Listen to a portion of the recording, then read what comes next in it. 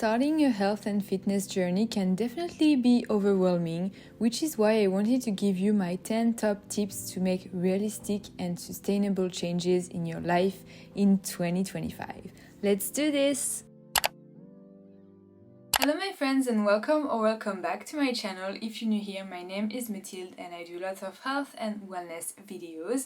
And for today's video, I wanted to take you along for a short and sweet video on how to start your health and fitness journey in 2025. So there's a lot of content out here to start your big goals and change everything in 2025, but I really want this video to be short and sweet and really hit the spot and make you have realistic goals and be able to stick to them and just make it a lifestyle. So let's start with tip number one. So my tip number one is to have a plan.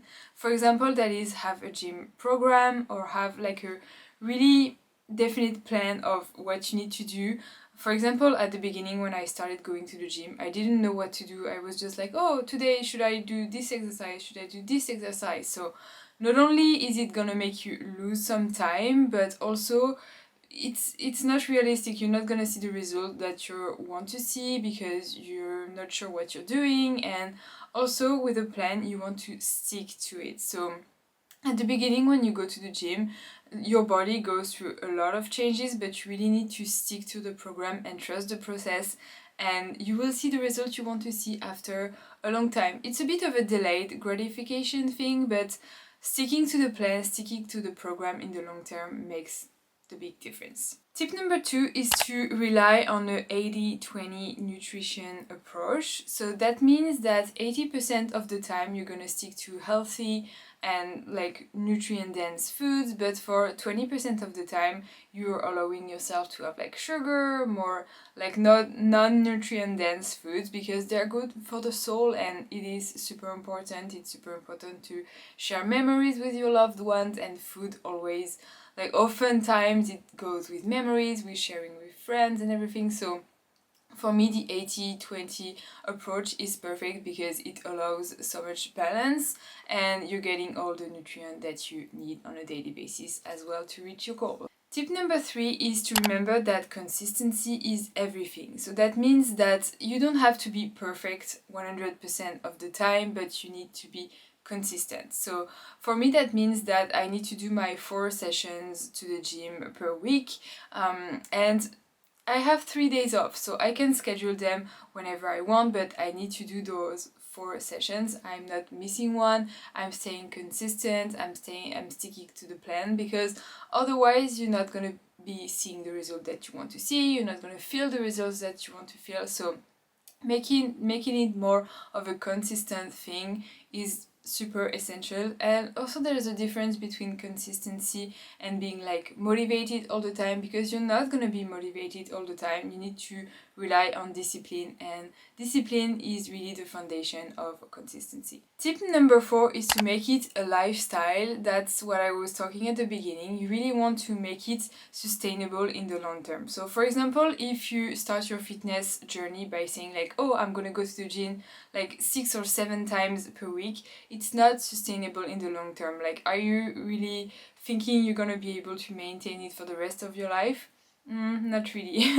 So that's a really good question that I like to ask myself. I like to ask myself, am I picturing myself doing that for the rest of my life? If the answer is yes, then it's a lifestyle, it's sustainable. If the answer is no, there's a good chance that you need to change some things to make it more sustainable. Number 5 is to stick to the basics. So there's a lot of supplement industry things going around. You need to buy this to have this result, you need to do this to have this result, but for me sticking to the basics is really essential. So that means good sleep, good nutrition, and good training and consistency, good hydration, but that's really the basics. If you stick to the basics, there's a really good chance that you're gonna see at least some of the results that you want to see really fast, and faster than if you rely on really complicated plans and stressing yourself out, because yeah, it's gonna be stressing you out more than anything else, and you're not gonna see more results. Number 6 is to remember that fitness is supposed to add to your life, not suck the life out of yourself. So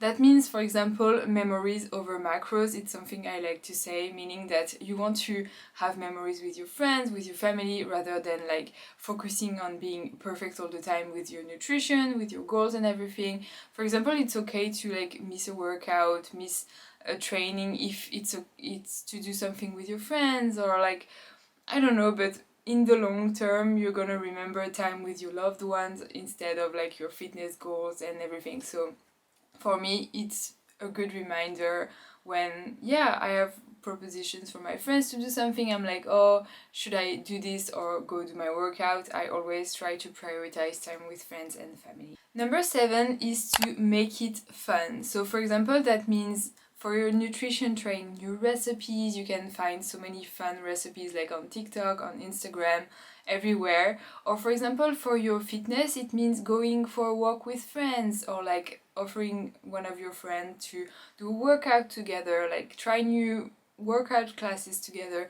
It can be so fun, and sharing it with others is usually the way to make it more fun, because you're gonna share a moment with someone and you're gonna also focus on your goals. So that's super meaningful to me and something that I really love to do. Number 8 is to only compare yourself to your previous self, and it's a hard one because comparison is everywhere with social media, and you want to compare yourself basically to every influencer around the sun, but it's way better to just focus on what you used to be able to do. For example, to the gym, like for example me, I'm super weak on my upper body still now, and sometimes I'm like seeing other people at the gym like lifting more weights, and I'm like, oh my god, I'm so weak compared to them. But then I remember where I'm coming from, and that's really still like further from where I am now. Like I made some progress, and I try to remind myself that the only comparison that is realistic is to compare yourself to your previous self. So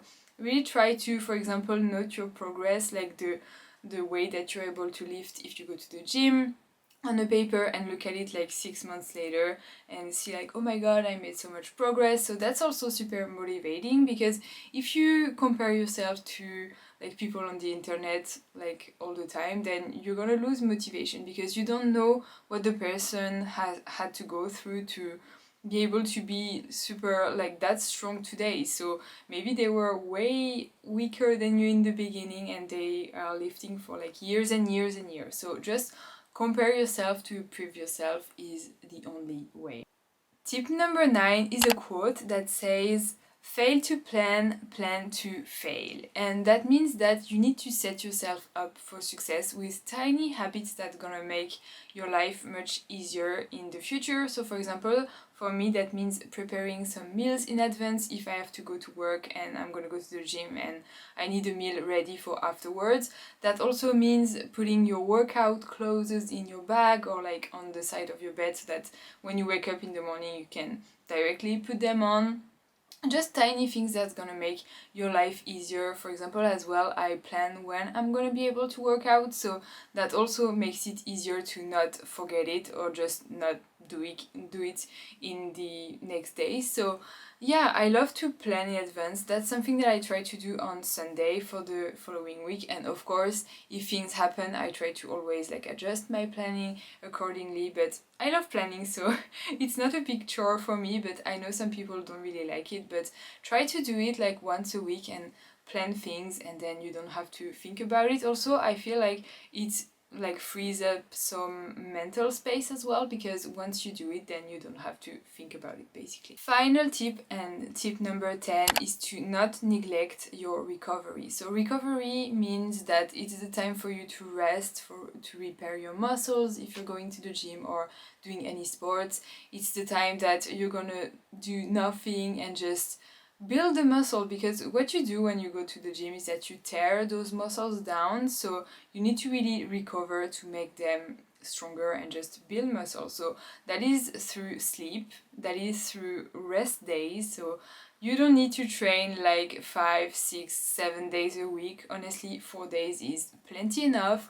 You need to focus on things that are much like recovery focused for your body on the other days. For example, for me, I do some yin yoga, I do lots of walking, and it is so good for the body to recover and repair. I also love like sauna. I have my sauna blanket, but yeah, just basically focusing on sleep, recovery, doing some stretching and everything. So that's all the things that I love to do to repair and recover my body. So these are my 10 tips to start your health and fitness journey in 2025. I hope you enjoyed this video. If you did, please like, subscribe, and I will see you in the next one. Bye bye.